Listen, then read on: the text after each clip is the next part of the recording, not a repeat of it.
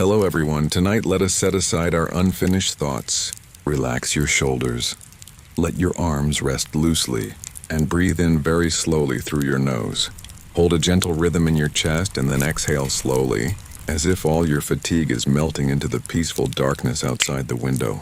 And now, as the room has quieted down and the noise of the day has receded like a boat drifting away, behind the mist, we will enter a story that is very slow and deep, like a small lantern swaying gently in the night wind.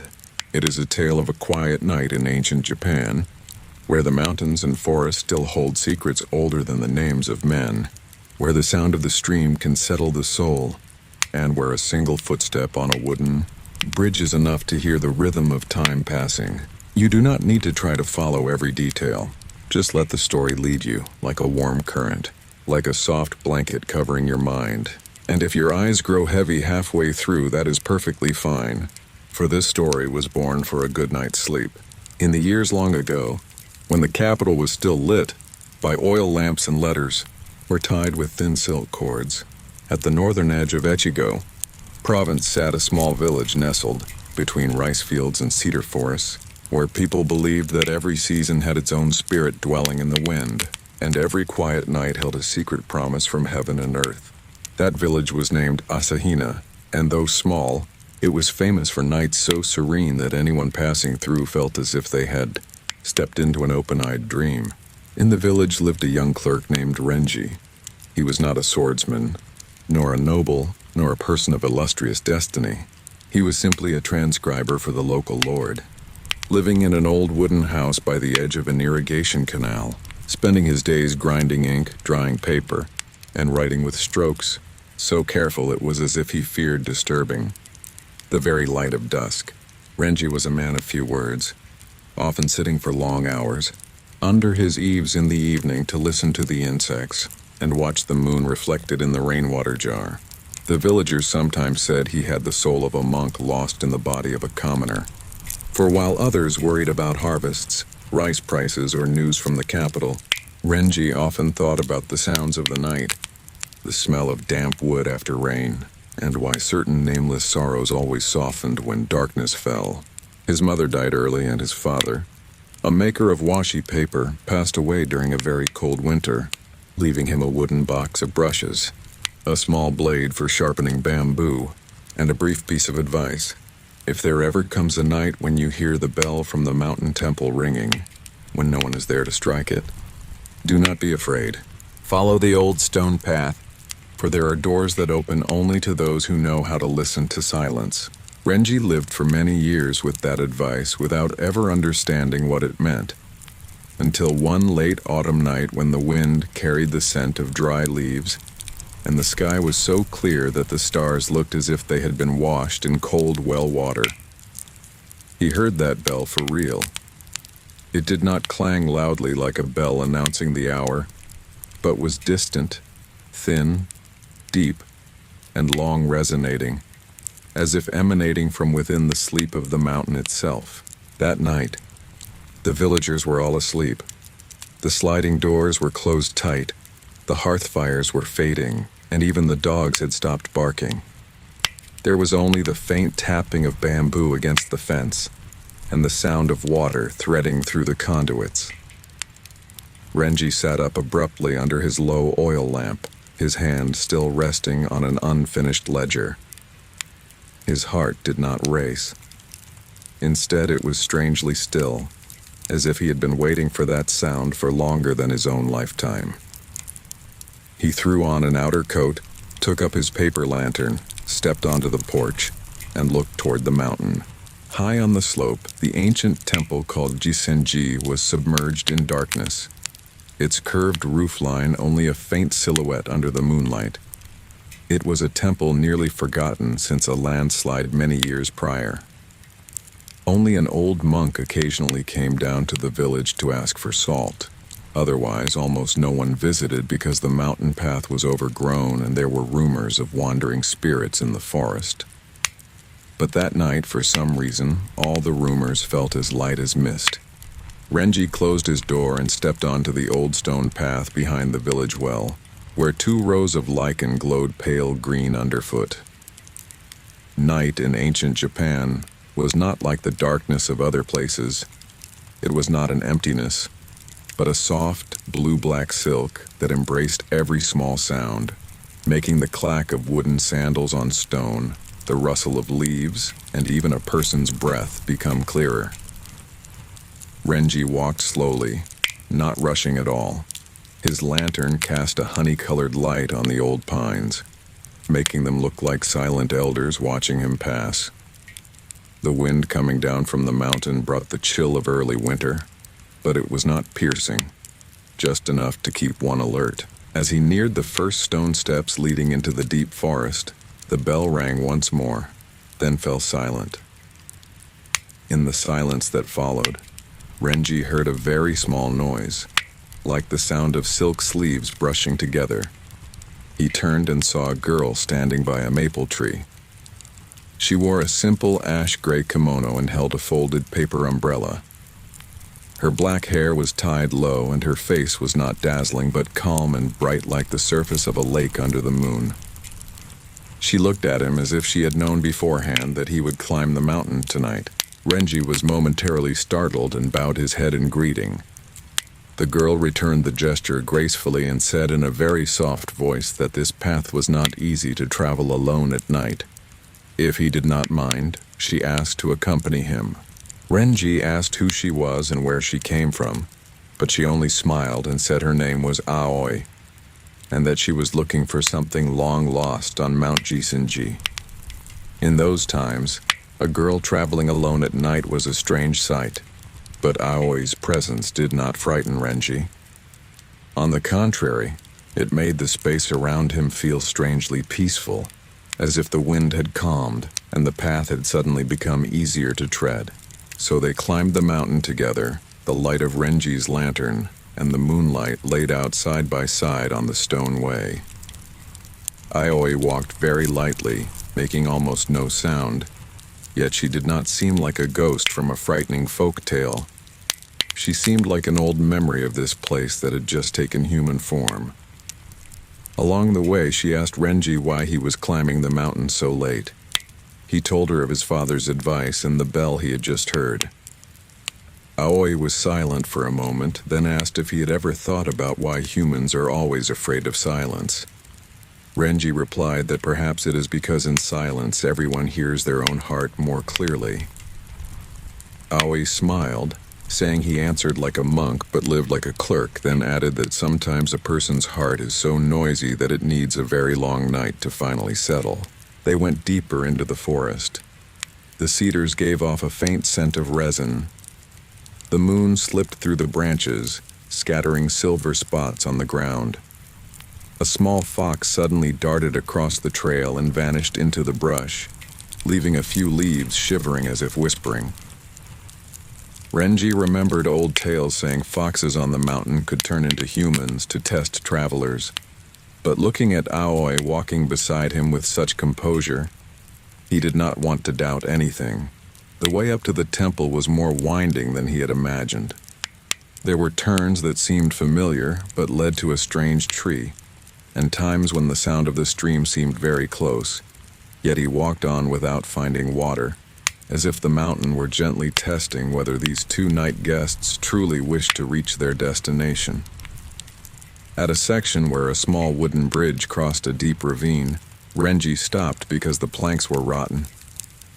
He lowered his lantern to look and saw the water below was black and deep, flowing silently like a ribbon of ink. Aoi did not go on immediately, but told Renji to close his eyes for a moment, to listen to the water and breathe in rhythm with it. He was surprised, but complied. When his eyes were closed, he heard more clearly than ever the water flowing over the rocks, slow, steady, without haste, without rest, as if it had been doing only that one task since the beginning of the world without ever tiring. Aoi said very softly beside him that the reason humans find it hard to sleep is because they always want to hold on to what should be allowed to flow away, while the water sleeps well because it clings to no leaf. Renji opened his eyes, his heart suddenly lighter without knowing why. The two crossed the bridge safely and finally saw the gate of Jisenji appearing amidst the forest, tilting slightly with age. The two guardian statues had worn features, and moss covered their bases like a soft layer of time. Inside the temple courtyard there was no one. Maple leaves fell sparsely on the stone ground. A large bell hanging under the eaves stood still with no sign of having been struck. Renji gazed at it for a long time. Aoi stepped inside first without hesitation, like someone who had belonged to this place long ago. The main hall was slightly ajar. The wind slipping through the paper doors made a small candle inside flicker. When they stepped in, Renji saw an old monk sitting before the altar, his back as thin as a bamboo stalk, his eyes half closed. It seemed he knew they would come, for he showed no surprise. After a period of silence, he opened his eyes, looked directly at Renji and then at Aoi, his expression both kind and sad, like someone who had waited a lifetime to meet two old names again. He invited them to sit by the charcoal brazier. The warmth rose, smelling of dry ash. The monk poured tea for Renji, but before Aoi he placed only an empty cup. The strange thing was that Renji saw this and did not startle. Perhaps deep down he understood that Aoi was not entirely of the mortal world. The monk said that there are nights in the year when memory and the present are very close, and tonight was such a night. Many years ago, when Jisenji was crowded, a young girl named Aoi lived on the mountain, the daughter of the bell ringer. She grew up amidst night chants and the scent of pine, knowing the path of every wind on the slope. She often went down to the village to bring medicine to the sick and letters to the elders, who could not read. She loved a young paper maker in the village, a gentle, quiet man who often brought the finest sheets of paper to the temple to transcribe sutras. Before they could make any promises, a harsh winter arrived. Heavy snow caused a landslide on the mountain road, and plague spread to the villages. The girl went alone with medicine in the night and never returned.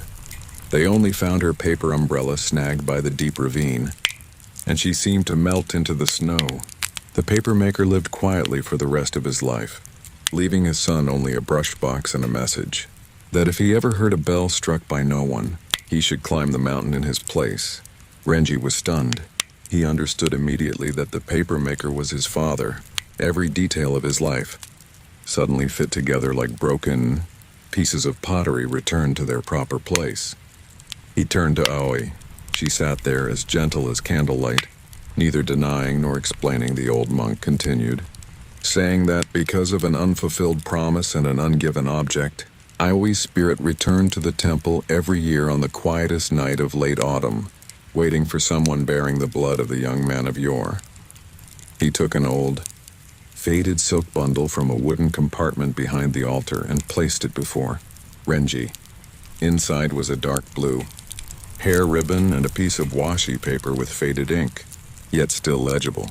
The letter was short, only a few lines, saying that if the winter passed, she would ask her father to let her go down to the village more often, that she wanted to see the paper workshop under the spring sun once, and that in this world, amidst all sounds, she loved most the sound of him sitting silently beside her.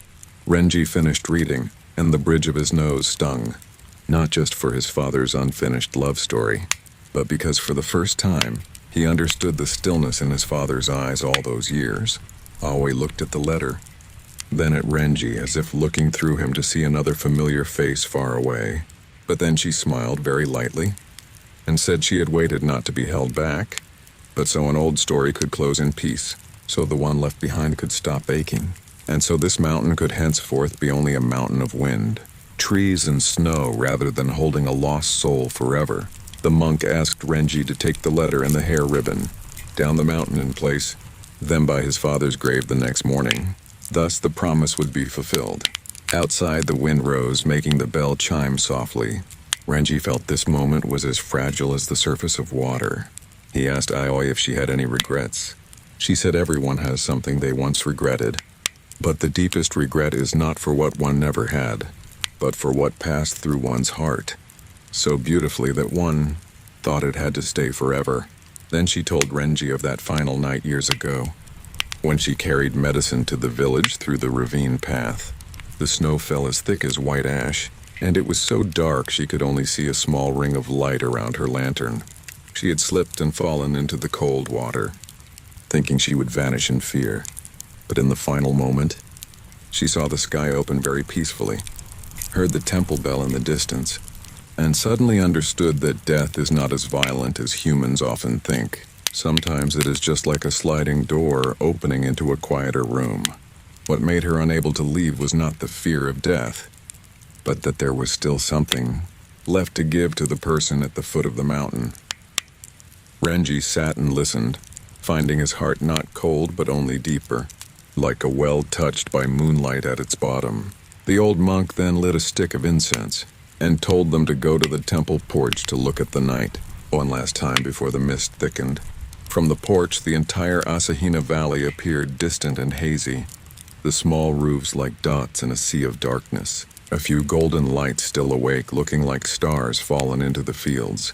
The moon hung high above the mountain range, so quietly bright it seemed that a loud word would shatter it. Aoi stood by the wooden railing, her hand resting on it without making a sound of contact.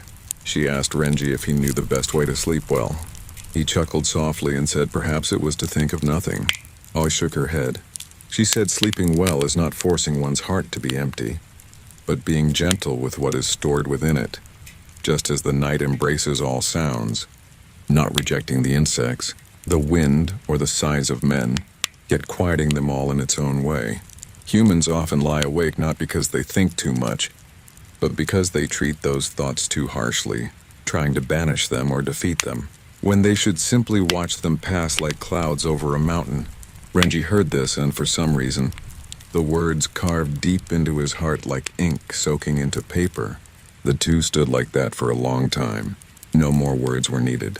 In that moment, Renji felt that night was no longer the time between yesterday and tomorrow, but a real place, a soft, deep land where all pain lowers its voice. When he turned back, he saw the old monk had fallen asleep by the brazier. Aoi said it was time for him to descend the mountain before dawn. Renji suddenly did not want to leave. He did not know if he was lingering for a spirit, for his father's story, or for the rare sense of peace this night provided. Aoi handed him the paper umbrella she had held since the beginning. He took it and found it strangely light. She told him to take it down with the letter. Renji was about to ask about her, but when he looked up, a wind had passed through the porch, the candle in the hall flickered, and Aoi stood there as if fading into the moonlight, not vanishing abruptly, but dissolving very slowly like a thin mist leaving a lake.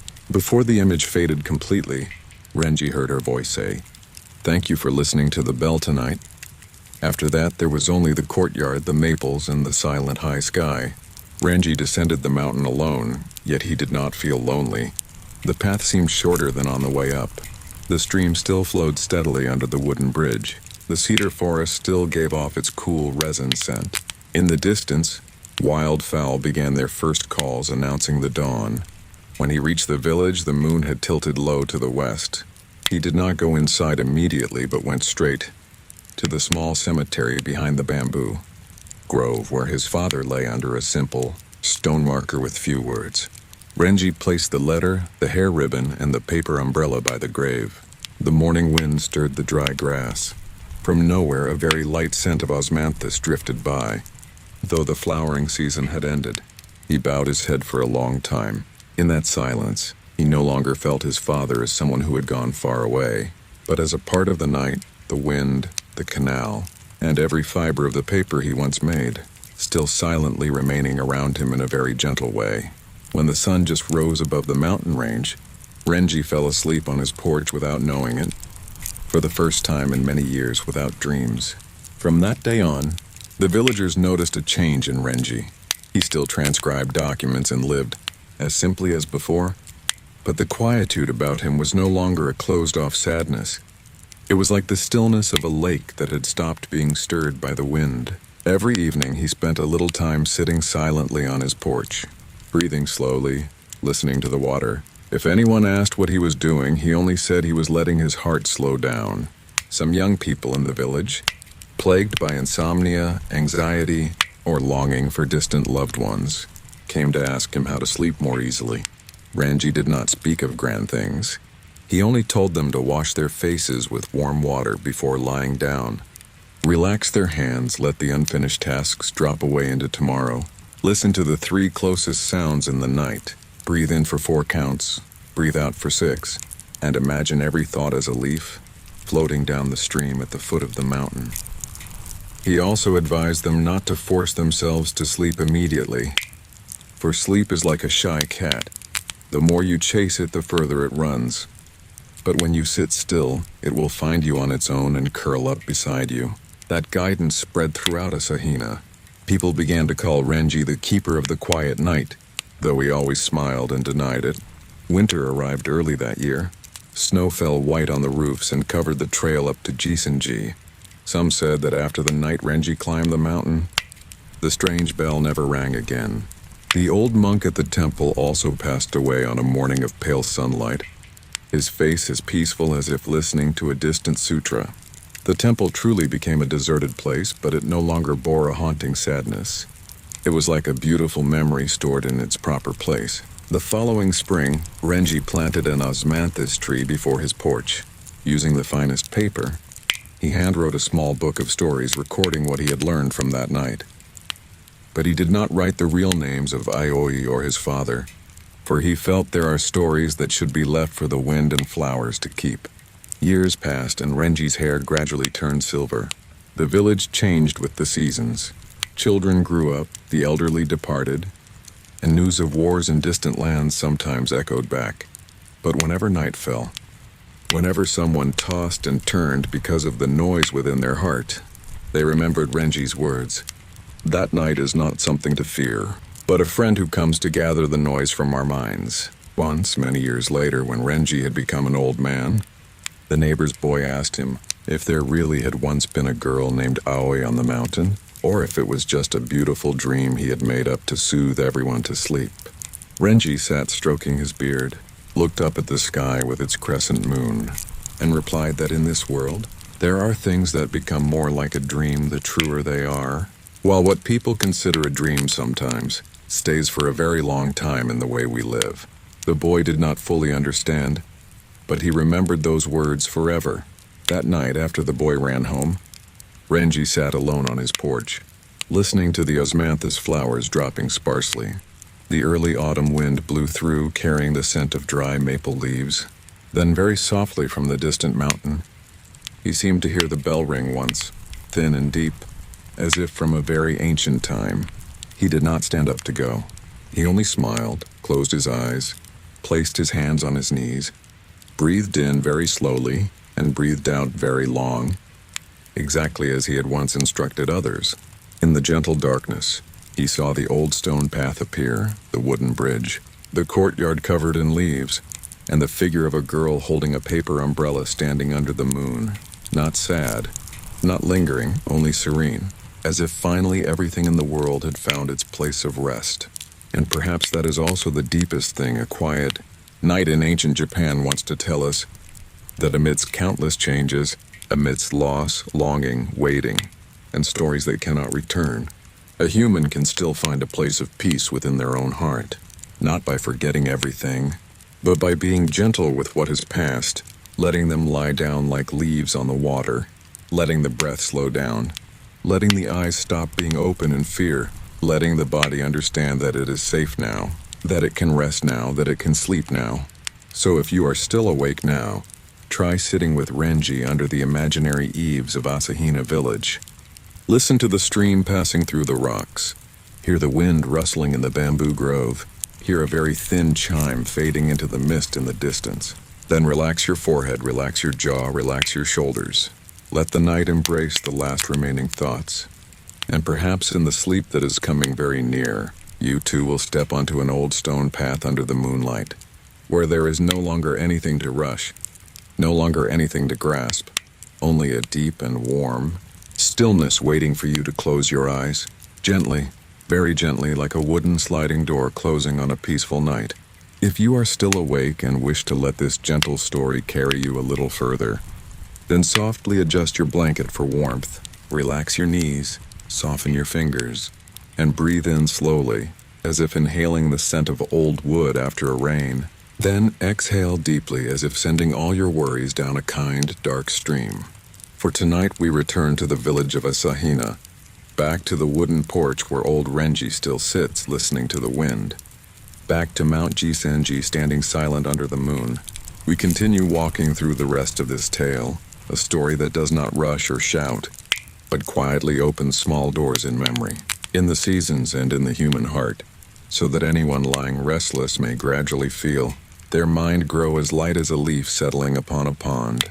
After the night he heard that thin bell from the distant mountain, Renji told no one what he had heard. At his age he understood that some sounds should only be kept in the heart, like the lingering warmth in a cup of night tea. If exposed to the daylight, they fade quickly, losing their most precious quality, their stillness. Yet since that evening he began to wake earlier than usual. It was not that old age made his sleep shallow, nor was it a restlessness of the soul. Rather, it felt as if a very gentle current was calling him to step onto the porch before sunrise, calling him to listen to the moment between night and morning, between dream and wakefulness, when the entire village still lay still under a blanket of mist, and the birds had not yet decided if the new day had truly begun. In those early hours, Asahina was beautiful in a way few ever fully saw. From Renji's porch, one could look out over the small irrigation canal winding around the vegetable gardens, seeing the water thin as a strip of smoked glass, the plumes of white vapor rising from the earth, and the distant rooftops still cradling shadows beneath their dry thatch. Behind it all stood Mount Jisenji, silent as a kind elder watching over the sleep of the valley. Renji would often sit with his knees pulled up in his old padded coat, watching the sky shift from charcoal blue to ashen silver, then fading into the color of a pearl. On some days he thought of nothing. On others he remembered his father, his mother, the face of the old monk from years ago, and Aioi. But these memories no longer pricked like needles. They were merely small glints of light passing over the water, appearing and then quietly drifting away, enough for him to realize that memory need not hurt the heart. Sometimes, if it simply sits in its rightful place, it becomes gentle of its own accord. That winter lasted longer than usual. Snow piled high against the thresholds. The low tea bushes in the garden showed only a few dark leaf tips, and every morning the village children ran into the yard to mold lopsided snow rabbits, laughing loudly before being called inside by their mothers to put on extra layers. Renji went out less, partly because his legs had slowed, and partly because riding indoors on such days suited him better. On the wooden table by the window, he began to transcribe, not official documents for the Lord as he did in his youth, but wandering lines about the night, the sound of wind in the bamboo, and how the moon looks different when reflected in a water jar versus when reflected in a human heart. He wrote very slowly, only a few lines a day, his ink strokes remaining steady and deep despite the brown age spots on his hands. Sometimes, after writing a sentence that pleased his soul, he would set down his brush and close his eyes to listen to the snow sliding off the eaves, as if those words had just found the perfect place to rest. One afternoon, during a rare moment of sunshine, when the ice on the canal began to melt and droplets fell from the roof, like someone practicing a stringed instrument, the neighbor boy, Toma, came running over. Toma was 9, a child whose eyes were always wide with curiosity, his bangs forever falling into his forehead, and his knees always stained with earth or snow. Since he was even smaller, he had loved sitting beside Renji to hear stories, not because they always featured monsters or swordsmen, but because whenever the old man spoke, Toma saw roads, temples, and forests appearing clearly in his mind, as if he himself had traveled them before. That day, he brought a bundle of roasted sweet potatoes his mother had buried in the embers, setting them on the porch and plopping down beside Renji like a sparrow on a familiar branch. A while later, as they both ate potatoes hot enough to numb the tips of their tongues, Toma looked up and asked if winter on Mount Jisenji was much colder than in the village. Renji replied that it was colder, but the silence there was also deeper, so sometimes one no longer noticed the chill. Toma thought for a moment, and then said softly that he had found it hard to sleep these past few nights, not out of fear or illness, but because as soon as he lay down, his head filled with everything. What he had to learn tomorrow. What if he broke a bowl? Would the village starve if the harvest failed? And where people go after they die? He spoke in one breath, his ears turning red as if fearing he would be laughed at for thinking too much. Renji only smiled kindly. He said that when people are young, they imagine only adults carry many worries, but in truth, a child's heart is like a pond in early spring. It looks clear, yet holds countless small ripples. He poured Toma a cup of warm water, telling him to hold it in both hands to warm his palms first. Once the boy sat more still, Renji said that every night before sleep he should do 3 things. First, look around the room and choose one thing to be grateful for that day, even if it is just a tasty cake, dry sandals, or a hand on the head from his mother at dinner. Second, listen to the 3 closest sounds: the wind, the charcoal heater, the dripping water, anything real around him, so the mind remembers it is here, and not running too far toward things that haven't happened. And third, before closing his eyes, imagine a small boat on a river, then place each worry upon it one by one. Do not chase them away, just gently let them drift with the current. Toma listened so intently he didn't realize the potato in his hand had gone cold. He asked, "What if the worries won't drift away?" Renji replied, "Then let them sit beside you for a while like guests visiting on a snowy night. You don't have to be fond of them, nor do you have to drive them out. Just don't throw a grand feast to invite them to stay forever." The boy did not fully understand, but he nodded vigorously as if he had grasped an important secret. Before running home, he turned back to ask one more question. If there really are spirits on the mountain, are they sad? Renji looked up at the white-capped range and answered, "The saddest spirits are usually not sad because they are dead, but because something remains unfinished in the hearts of the living. If the living learn to be gentle with the past, then both sides find more peace." Toma grew still for a moment, then bowed like a grown-up and ran toward the snowy road, clutching his woolen scarf. That evening, for the first time in weeks, Renji lit an oil lamp later than usual. He did not write, but sat watching the firelight flicker on the paper walls, listening to the wind slip through the roof gaps, thinking about what he had just told the child. There are things one says to teach others but understands more clearly only when the words are uttered. He suddenly realized that in all the years since the night he met Aioi, he had lived by her legacy without ever naming it. To be gentle with what has passed, that, it turns out, is the deepest art of a peaceful night. Outside, the snow began to fall again. Small, fine flakes, moving so slowly that if one did not look closely, they might be mistaken for white ash, falling silently from somewhere in the sky. Renji pushed open the porch door. The space in the yard was so quiet he could clearly hear a dry branch beneath the snow finally snap under the weight. He pulled his coat tighter around him and instinctively looked toward Mount Jasenji. In the cold blue night, the mountain was only a blurred mass higher than the sky. But at that moment, he felt as if a tiny point of light had just flickered on the slope. Not a star, not a light from a house, but like the glow of a paper lantern carried by someone through the snow. He did not immediately trust his eyes. Old age sometimes makes the vision flicker before a cold wind. But that point of light remained for a few beats, then vanished behind a grove of pines. Whether out of curiosity, longing, or an old thread in his heart suddenly vibrating, Renji stood up to get his cloak.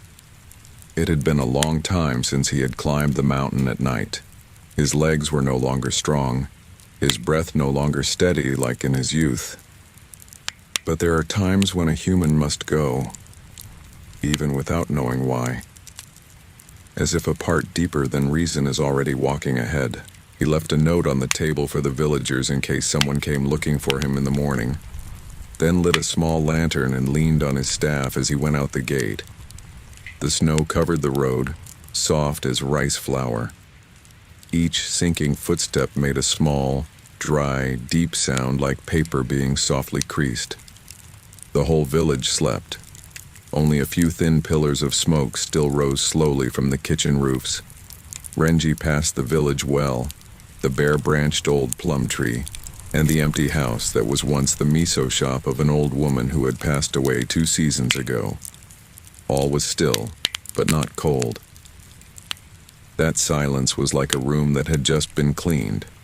No one had entered yet, and everything was in its proper place. The old stone path up the mountain in winter was much harder to travel. In some parts, the snow completely covered the steps. In others, the howling wind shook the lamp so violently he had to shield it with his hand. Yet strangely, the further he went, the more he felt at peace. All the worries of daily life seemed left at the foot of the mountain. The fact that the granary was emptier this year, the pain in his knees when the weather turned, the roof that needed 2 rotten wooden beams replaced before spring. On that night road, he returned close to the version of himself from many years ago, the young man who had once heard a bell and walked simply because his heart said he should. When he reached the small wooden bridge over the deep ravine, Renji stopped to rest. The water in the ravine was pitch black in winter but not entirely frozen, still flowing silently over icy boulders. He stood and listened. The sound of water in a winter night is different from that of summer. It does not babble or clinking. It is deeper, as if the current too knows how to keep silent to match the snow. Renji suddenly remembered Aoi's words from long ago, that the water sleeps well because it clings to no leaf. In that moment, he saw that he had lived nearly a full human life, had lost more than that young man of the past ever thought he could endure. Yet in a strange way, he was still here, still listening to the water under the old bridge. It meant that perhaps what passes through a human does not only take away, it also leaves behind a quiet resilience. He continued upward. And then, when the gate of Jisenji appeared among the dark cedars, Renji realized the point of light he had seen from the village was indeed a lantern. It hung under the eaves of the main hall, its pale yellow glow like the yolk of a small egg, thin ceramic cup that should only be brought out when the heart is truly still. As the night grew deeper, Hana finally asked why he looked around the temple as if searching for someone lost long ago. The question did not fluster Renji. He fell silent for a moment and then told her the story, slowly, from the night he was young and heard the bell to his meeting with Aoi, the letter, the paper umbrella, the old monk's words, and the mixture of peace and sorrow that had followed him for decades. Hana listened, hands resting quietly on her knees, her eyes never leaving the fire. When he finished, she did not look skeptical. She only softly asked, "After all these years, what do you remember most about Aoi?" Renji thought for a long time. Outside, the snow fell on the eaves with a sound as thin as someone scattering rice on a tray. Finally, he replied, "What I remember most is not her face, for human faces often fade with the years, but the feeling of standing beside her on the temple porch that night. The feeling that all the haste in life had suddenly become unnecessary." Hana listened and bowed her head. She said her grandfather once taught her that some people come to us not to stay, but to teach us a way of listening to the world that we would never have known otherwise. Those words made Renji feel as if an old door in his chest had just opened wider. He looked at the young girl before him and understood why he had to climb the mountain tonight. Not just to meet a living person returning to the temple, but to see that the story does not end in silence. It continues, very small, very resilient, through people who have never met but are accidentally joined to the same thread. Hana invited him to stay at the temple since it was too late to descend. Renji accepted. She spread a futon for him in a small room behind the hall, with sliding doors looking out over a stone garden now covered in soft white mounds. Before resting, Hana hung a small bronze wind chime on the porch. She said she found it in the old warehouse while cleaning. It likely once belonged to an ancient shrine. The chime did not ring loudly, but only vibrated softly when the wind touched it, a sound as thin as a drop of water falling into a cup. That night, Renji slept more deeply than he imagined. In his dreams, he did not meet Aoi again as he had years before. He dreamed of a forest after the snow had melted, the ground covered in damp brown-black leaves, the branches bearing pale green buds. There was a small path leading down toward a lake he had never seen in real life. Yet in the dream, he knew it very well. He followed that path to a still stretch of water. There was no boat, no person, only the moon hanging low and the reflections of trees. He stood watching for a long time, then heard someone behind him say, "Not every night is born to keep secrets. Some nights come only to announce that a new season is arriving." He turned and saw no one, yet he was not afraid. There was only the wind carrying the very light scent of osmanthus despite the bare, cold branches. When he woke, the early morning light had turned the paper walls a hazy white. The snow outside had stopped. The sky was so clear that through the sliding door he could see every black pine needle standing out against a pale blue backdrop. Hana was already up, sweeping the porch. Renji went out to help a little, though she told him to rest. Sweeping snow in silence is a strange task. One cannot do it quickly. Each stroke of the bamboo broom only pushes away a small section, and in doing so, the mind naturally slows down along with it. Renji suddenly thought that perhaps this is why old temples are so quiet. Not just because of the sutras, but because people there repeat tasks that force them to be slow. After a simple breakfast of hot porridge and pickled plums, Hana said she wanted to go down to the village with him to greet everyone and ask for a few missing supplies. They descended the mountain just as the sun touched the edge of the snow, making the white surface sparkle like millions of tiny mirrors. The path by day was entirely different from the night. Places that had been mysteriously blurred now clearly showed tree roots, rock cracks, and low branches. Renji found it interesting to realize that the same road under two different lights seemed to belong to two different worlds. When Hana appeared in Asahina, the whole village stirred in a gentle way. The elders were glad the mountain temple had a caretaker again. The women asked if she had enough charcoal or needed more miso. The children were shy at first, but soon followed her to ask if there were foxes, ghosts, or snow falling inside the shrine. Hana answered each one with a calm demeanor that made everyone feel at ease. Renji watched the scene and felt very warm.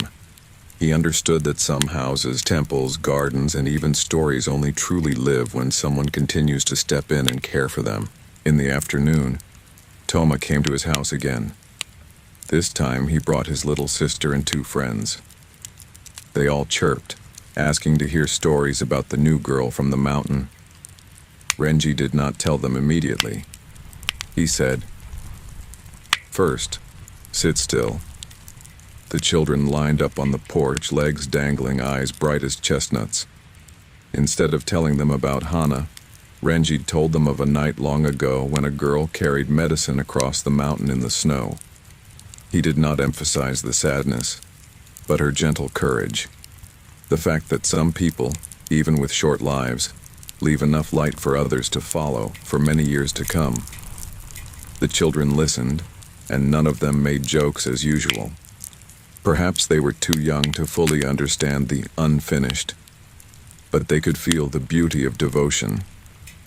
From then on, Hana came down to the village once or twice a week, and occasionally Renji or others went up to the temple to help her carry rice, paper, or lamp oil.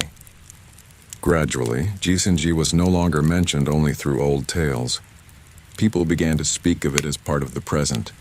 The place where the maple turns brilliant red every autumn, where the barley tea is the most fragrant, where children are taught to sweep the yard slowly and listen to the wind chime with both their ears and their hearts. Hana did not try to make the temple a crowded place.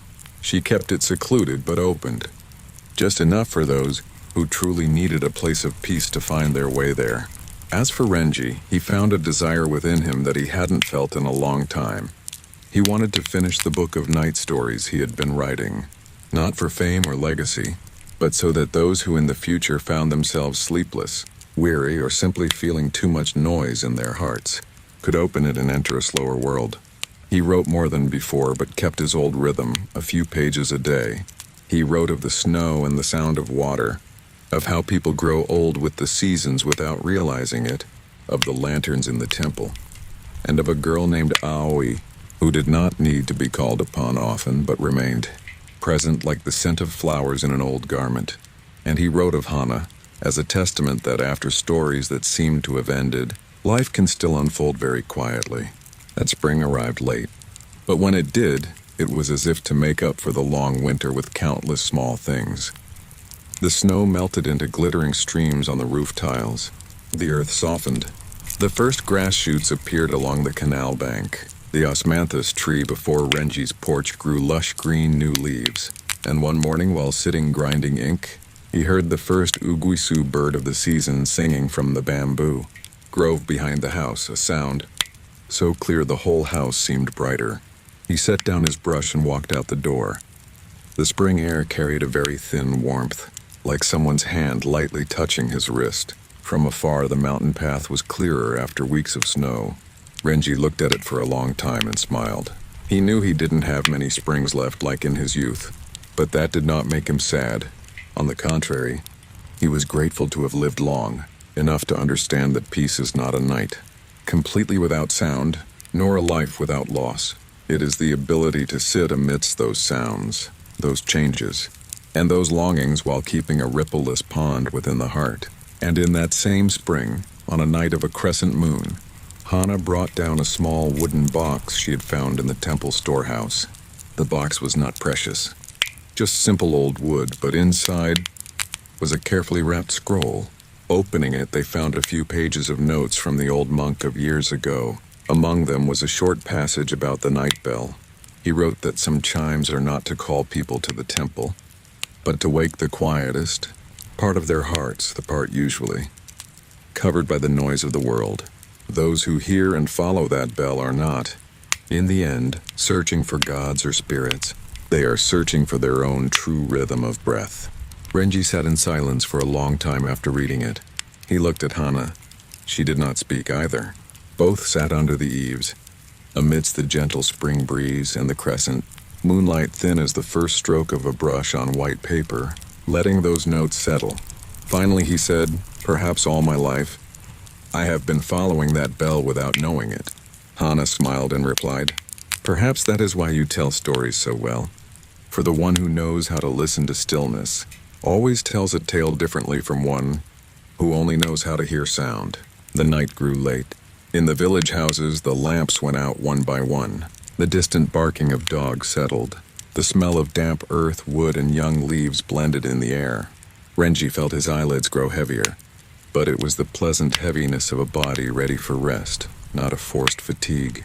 Before going inside, he told Hana he had always thought the greatest story of his life happened on the night he met Aoi, but now he understood it was still ongoing. Only the later parts were smaller, lighter, and less tragic, so they were easily missed. Hana bowed and said, "Sometimes it is those small and light parts that truly heal. So if you are still listening with me now, still sitting somewhere in your own dark room, under the sound of a fan, the rain, or just the silence of the late night, then let yourself rest a little longer in that village of Asahina. There is old Renji by the wooden eaves. There is the girl Hana lighting the lamp on the mountain. And there is the old stone path leading not just to the temple, but into the gentlest part of your own heart. Remember that you do not need to force yourself to stop thinking immediately, nor fight with every remaining worry. Just relax your forehead, soften your shoulders, breathe in very slowly, and then exhale a little longer, as if each breath were a stroke of a broom, clearing snow from the temple yard, a rhythm of water carrying leaves from the deep ravine, a thin bell chime fading into the night sky. And while the story continues far away, your body can rest assured and drift, into sleep first, light as snow, melting on a roof, smooth as a small lantern still glowing amidst the ancient mountain forests. If sleep still stands somewhere out on the porch, not yet truly stepping into your room, that is perfectly fine. Let it arrive as slowly as the late night mist creeping over roof tiles, or like the moonlight inching across a pond unheard. In the meantime, we will travel a bit further along the very quiet path of this story, where everything is just slow enough for the heart to stop racing, where each image appears not to make you more alert, but to soothe the lingering echoes in your mind. So gently relax your neck, let your shoulders drop, let your tongue rest behind your teeth, and breathe in deeply as if catching the scent of young grass after the snow melts. Then exhale softly, as if setting down a final leaf you have been unconsciously holding in your heart all day.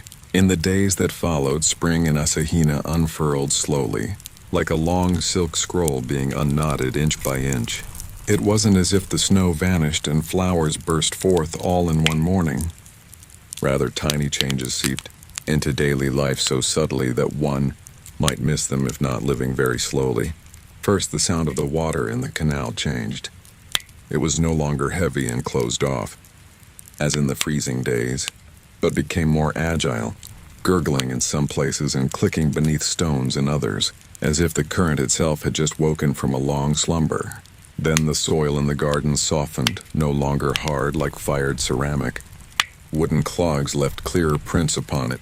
Next, the grass regrew around the fence posts, tiny, pale green specks that were resilient, making the corners of the yards look as if someone had faintly lit them from the ground up. And finally, the first plum blossoms appeared at the village gate, white and delicate as breath, blooming in the lingering chill of early dawn, so beautiful that many passers-by naturally slowed their pace. Renji watched all these changes with the special attention of one who has traveled nearly a full lifetime and understands that the greatest beauty rarely appears with a loud noise. He no longer performed heavy labor, but each day he maintained a rhythm so steady he could lean on it, just as one leans on a handrail when walking up wet stone steps.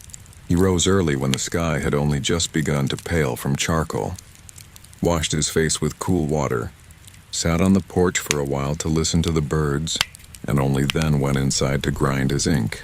When he wrote, he did not force himself to think of anything profound. He simply let his hand move with his breath. Some days words appeared as a long passage about mist over the rice fields. Other days, it was just a short sentence about the sound of clogs passing through the night. Some days, he held his brush for a long time without writing anything at all. But he did not consider it a waste. At his age, he knew there were silences more necessary than words. Hana began to become a natural part of village life, in a way so gentle that after a short time, everyone felt as if she had been there forever. In the mornings, she was usually at the temple sweeping the courtyard, boiling water, dusting the Buddha statues, and resecuring the paper door frames loosened by the winter wind. In the afternoons, or on days when she needed supplies, she came down to the village with a bamboo basket on her back, bringing dried medicinal herbs to exchange for lamp oil, salt, soybeans, or paper. Gradually, the elderly women began to ask her to check their pulses for back pains. The children gathered at the temple just to hear her name the plants growing along the mountainside, and a few quiet men in the village occasionally went up to repair a porch roof or build an extra wooden shelf without being asked. Jisenji Temple kept its serenity, but it no longer felt forgotten. It was like an old glazed bowl that had been cleaned and placed back on the table, unpretentious, only quietly useful. One afternoon, when the spring wind carried the scent of damp earth, and the sky glittered with thin streaks of clouds, stretched out like brush strokes, Toma ran to Renji's house again. This time he wasn't alone. He led his little sister Mio. Unlike her brother, Mio was quiet and often hid behind others like a small bird wary of high branches. She clutched an old rag doll with hair clumsily cut from black, thread and eyes, embroidered a bit crookedly, but it was endearingly honest. Toma said Mio had been afraid to sleep, alone lately because last night she dreamed of being lost in a dark forest. Renji looked at the girl and saw her small hands squeezing the doll so tightly her knuckles were white. He did not rush to comfort her. He simply placed a cushion on the porch and invited the siblings to sit and look out at the garden. Evening descended very deliberately. The last light of the day lingered on the rim of the water jar like a thin copper ring. In the bamboo grove at the end of the garden, the leaves touched as if whispering. Renji asked Mio if she saw anything in the forest in her dream. She shook her head, saying the forest was very dark. She only heard her own footsteps and didn't know the way home. Renji nodded, then said that sometimes the greatest fear is not that something is chasing you, but that you imagine you are all alone. He picked up a small twig from the dirt yard and slowly drew soft circles in the shape of a forest, then drew a small house in the center and a winding path leading out. He told her that tonight before she slept, she should imagine that dream returning, but this time, she has a paper lantern in her hand. It doesn't need to be very bright, just enough to light 3 steps ahead. Beyond that, she doesn't need to know yet. Just 3 steps at a time and the path will reveal itself. And if she's still afraid, she should remember her brother's voice. Her mother's voice, the sound of the charcoal heater at home. Those sounds are still there somewhere, even if she cannot hear them yet. Mio looked up at him with eyes wide and serious, as if receiving an incredibly important secret. She nodded slightly and finally loosened her grip on the doll. After the children had left, Renji sat there for quite a while, thinking about the dark forests in children's dreams. Adults think they only fear more concrete things, debt, illness, separation, old age, but if one looks deeper, perhaps all are just different distortions of the same old fear. The fear of moving forward without seeing the whole road. He exhaled slowly. A plum blossom petal fell onto his knee, so light it was almost weightless. He picked it up, gazed at the thin petal, and thought that nature never promised to show humans the entire journey. It only ever gives enough light for a short stretch ahead. Yet somehow most of what needs to arrive eventually does. That evening, Hana stopped by to bring him a bundle of tea freshly dried from mountain leaves. She said the leaves weren't precious, but drinking it before sleep made the chest feel warmer. The two sat on the porch, each with a cup of tea casting thin vapor into the night wind. The moon was thicker than a few nights ago. No longer a thin curve like a first brushstroke, but a clearly lit crescent in the clean sky. From the distant fields came the sound of the first frogs of the season, and inside the houses, most of the lamps had been extinguished. Hana asked him what he had written today. Renji replied that he had written only one short sentence, that there are fears that don't need to be defeated, only carried along with a lamp. Hana smiled softly, saying that sentence could save more sleep than he thought. Then she told him about an old nun she once lived with at a temple in the West. Whenever someone came seeking advice because their heart was in turmoil, the nun did not give long explanations. She would lead them to the garden, hand them a bamboo broom, and sweep leaves with them for a long time. Many did not understand at first, even feeling disappointed. But after sweeping for a while, their breath naturally slowed. Their hands were busy with a very simple task. Their eyes focused only on whichever leaf they were dealing with, no longer thinking of the whole garden. After about half an hour, the questions in their hearts usually changed shape. Hana said perhaps the human mind is like a garden after a strong wind. The more you stand in the middle of it lamenting how many leaves there are, the more exhausted you become. But if you just pick up the broom and do a little at a time, eventually the ground reveals itself. Renji listened and nodded slowly. He realized his stories, his guidance, and even the nights he spent breathing on the porch were essentially different ways of sweeping the leaves in the mind. Not sweeping to keep it perfectly clean forever, for the wind will blow again, and leaves will fall again, but sweeping to remember that one can still create a peaceful space amidst a multitude of disturbances. In the following days it grew warmer. The cherry tree at the end of the village began to bud. It was the largest tree in the region. Its trunk dark and roots rising like frozen currents turned to wood, its branches spreading so wide that when in full bloom, it could shade a whole plot of land in pink. The village elders said the tree existed before they were even born. The children believed a very kind white fox lived in its roots, appearing only on the brightest moonlit nights. To Renji, that cherry tree always felt like a silent clock, silently reminding him every year that time passes beautifully and asks no one's permission. When the first buds peeked out, the whole village began to stir in its own uniquely Japanese way for the flower season. It wasn't loud or overly bustling, but there was an excitement in the air, thin as a string being tuned on an instrument. People patched up old mats to bring to the base of the tree to watch the flowers, prepared sweet rice cakes, wrapped rice balls with pickled plums, and reminded each other that if the weather didn't turn cold unexpectedly, the whole tree would be blooming white-pink like a cloud in just a few days. Toma ran to Renji almost every day to report how many more buds had burst, as if he were the flower watcher for the entire village. Then one morning, as soon as he opened the door, Renji saw it. The entire cherry tree at the end of the village had bloomed overnight. Clusters of flowers were so thick they covered the branches until from afar the trunk seemed to vanish, leaving only a mass of pink cloud standing against a very pale blue sky. The first petals had already begun to fall sparsely with the morning wind, landing on the road, on the shoulders of passers-by, and on the surface of the canal like tiny boats.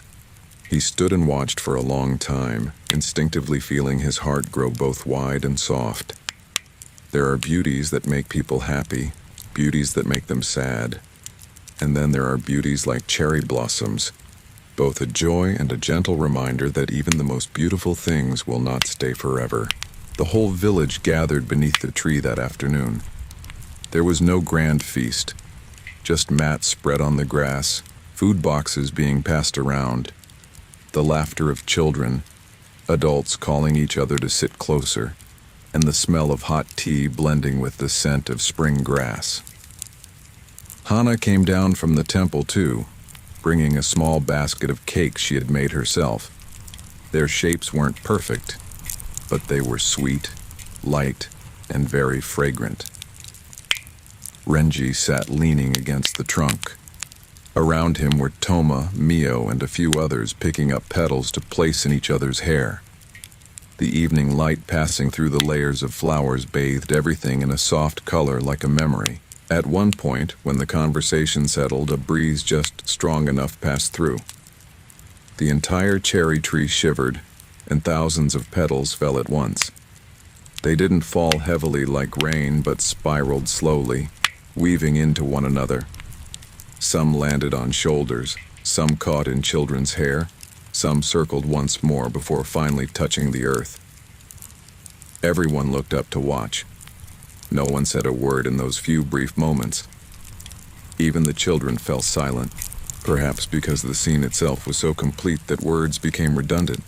Renji turned and saw Hana also watching the petals with a very serene expression.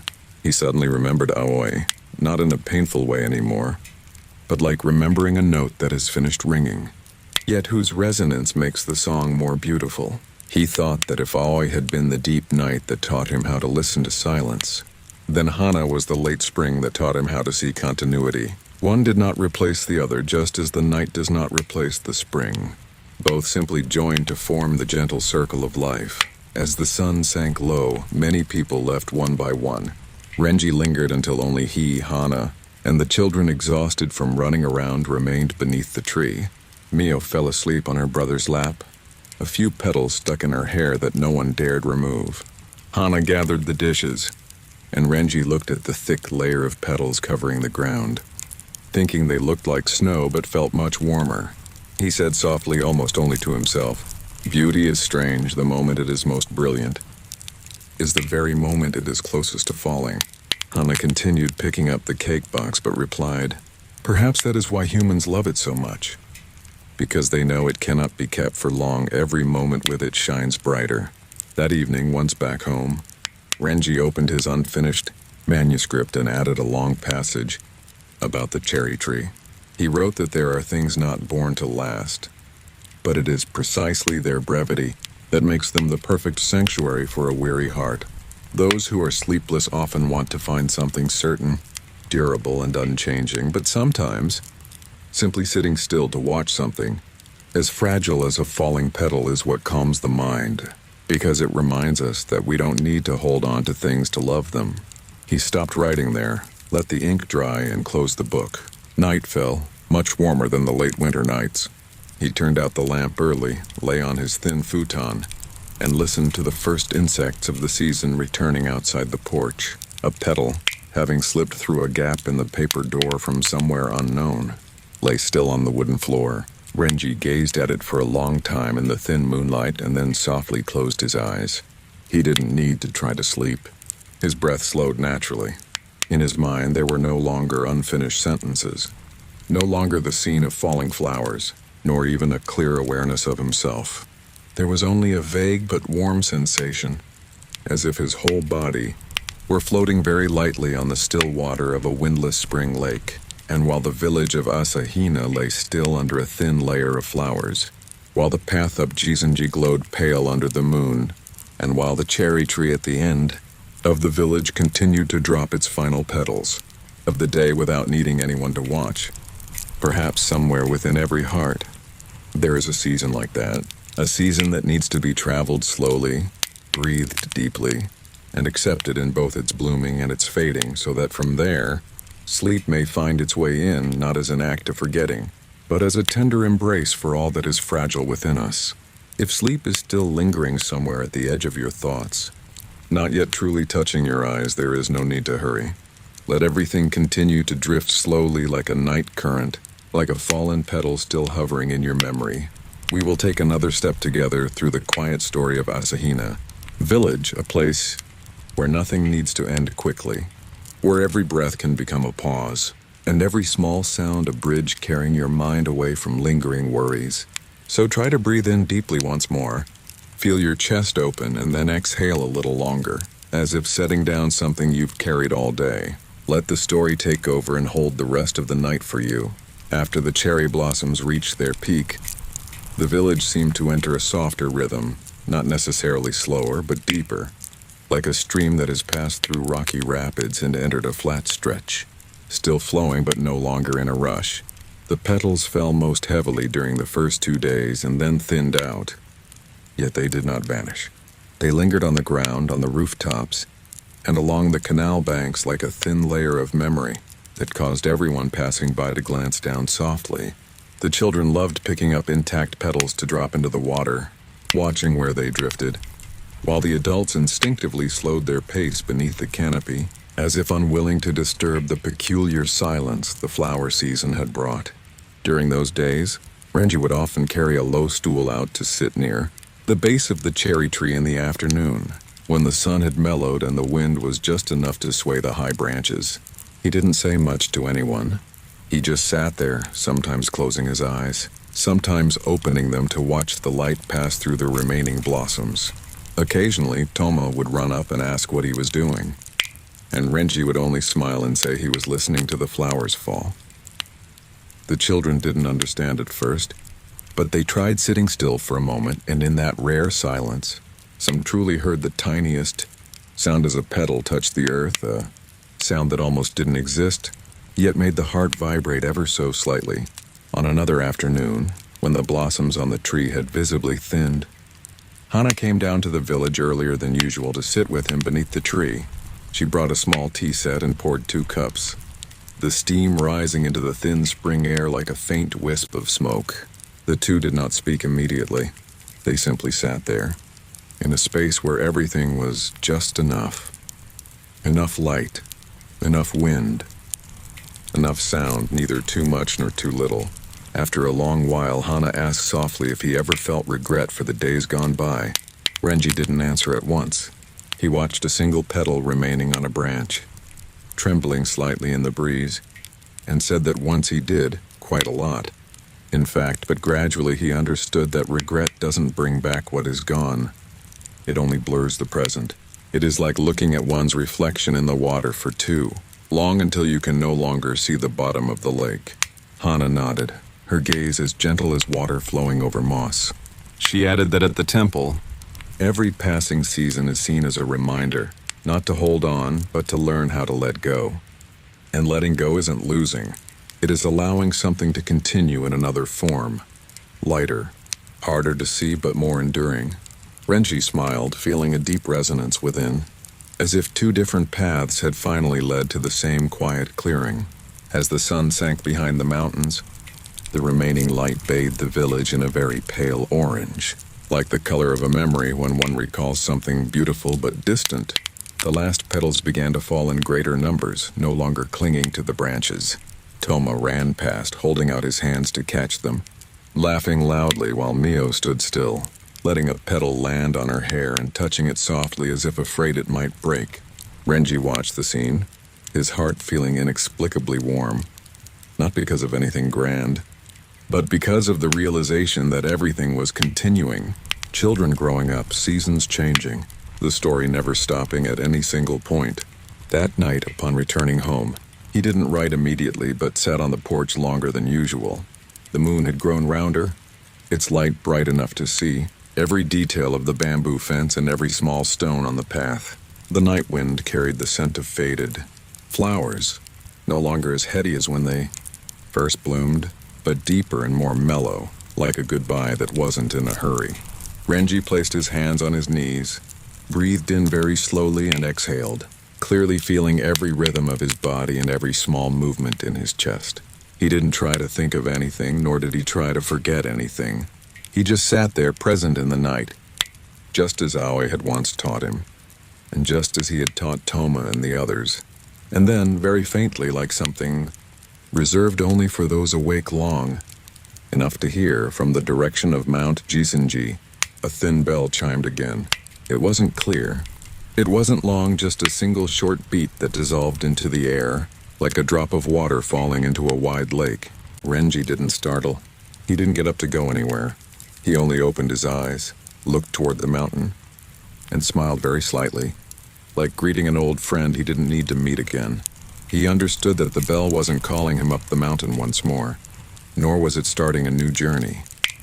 It was merely a gentle reminder that what he had learned and experienced was still there, not lost, not needing to be sought out again. There are doors in life that only need to be opened once. The rest is living in a way that doesn't forget how it felt when that door opened. The night wind brushed past, causing a few petals caught on the porch roof to fall onto the wooden floor. Renji softly closed his eyes. His breath was slow and steady. There were no more thoughts to cling to, no more memories to chase. Only a very wide silence opened up inside, like a rippleless lake, like a cloudless sky. And if you are lying in your own darkness right now, perhaps hearing the sound of a fan, a distant car, or just the very light stillness of the room, then try to do as he did. You don't need to force sleep, nor force yourself to let go of everything. Just breathe in very slowly, exhale very deeply, and let your remaining thoughts drift like late-season petals. Let the night do its work, embracing you gently, without demand or urgency. And then, in that very peace, sleep will come, not as something to be achieved, but as something that naturally happens, like flowers blooming and flowers falling, like a bell ringing and then fading away, like a night in ancient Japan passing by without anyone needing to hold it back. If your eyes have begun to grow heavy, your breath has slowed, and your mind has settled like water after the wind stops blowing, then we shall draw this story to a close, very gently, without haste or suddenness, like a wooden sliding door gliding shut in the night. It makes no sound, leaving only a warm, quiet space within. So, breathe in deeply once more, then exhale even more slowly, letting the final images of Asahina village drift through your mind like a dream about to dissolve. In the days following that thin bell chime, life in Asahina continued. No grand events unfolded, and no miracles transformed the world. Yet within that ordinariness lay a profound beauty that only those who walk slowly could perceive. The cherry blossoms had all fallen, leaving the branches bare and light in the early summer sun. Beneath the trees, the layers of petals dried and merged into the earth, becoming a hidden part of the season to come. The canal kept flowing, the wind moved through the bamboo groves, and the village meals continued with familiar laughter. Somewhere, the The small worries of people appeared and vanished like thin clouds in the sky. Renji continued his days as well, but he was no longer just a man listening to the night. He became a part of that very stillness. He finished the final pages of his manuscript, not to tell a complete tale, but to preserve the feeling of the nights that had passed. The bell, the petals, the footsteps on the stone path. When he finished, he sought no one to read it. Hana remained at Jisenji Temple, tending to the sanctuary with her own quietude. She descended to the village occasionally as a familiar fixture of life. No one waited for her, yet everyone felt a sense of peace upon seeing her. Toma grew older, no longer running and jumping all day, but when night came he remembered Renji's words. He still breathed slowly, still imagined the boat carrying his worries away, and sometimes in deep sleep, he no longer found himself lost in the forest, but saw a small path revealed beneath the light of a lantern. As for Aoi, she was not spoken of much, not because she was forgotten, but because she had become part of a larger story. She was a presence that needed no name, lingering like the scent of flowers in the wind, or like a bell that had ceased to ring, but whose resonance remained somewhere deep within the heart. Then one evening long after, when Renji had grown so old that his pace was as slow as the wind at the end of the day, he sat on his porch once more, looking up at the moon hanging silently in the deep void. No bell chimed. Nothing extraordinary happened.